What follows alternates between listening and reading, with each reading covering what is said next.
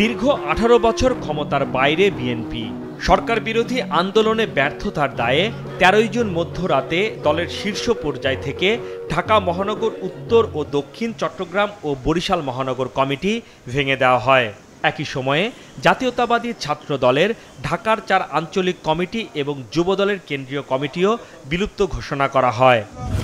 এর রেশ কাটতে না কাটতেই বড় রদবদল করা হয় চেয়ারপারসনের উপদেষ্টা পরিষদ ও জাতীয় নির্বাহী কমিটির ৪৪টি পদে।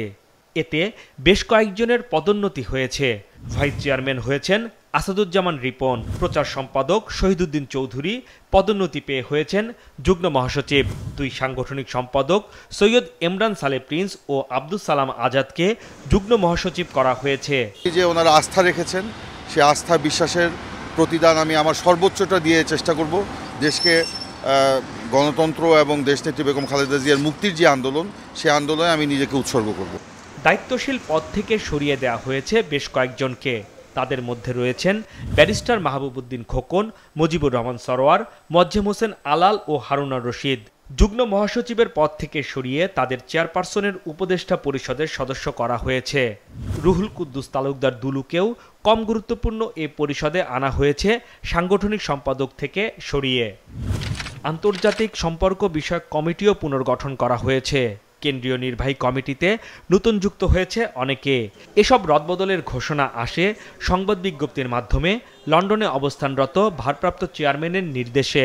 কমিটি দিলে সবাইকে তো অনেক সময় খুশি করা যায় না, কেউ কেউ কিছুটা মনক্ষুণ্ণ হয়, তারাও আবার কিছুদিন পর আবার রাজনীতির সাথে আবার জোরেশোরে সম্পৃক্ত হয়।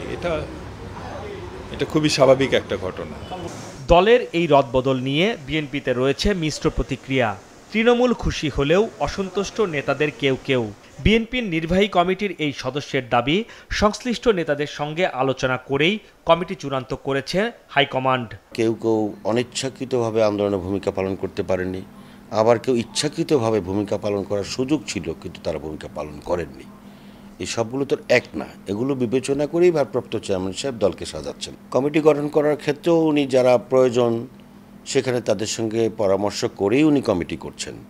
আন্দোলন সংগ্রামের কর্মসূচি প্রণয়ন করতেও তিনি সকলের সঙ্গে পরামর্শ করেই করছেন। হয়তোবা আগামীতে যে কমিটিগুলো হবে সেখানে দেখা যাবে যে যারা আজকে মনক্ষুণ্ণ হয়েছেন তারা আরও ভালোভাবে মূল্যায়িত হয়েছেন তাদের কর্মকাণ্ডের মধ্য দিয়ে।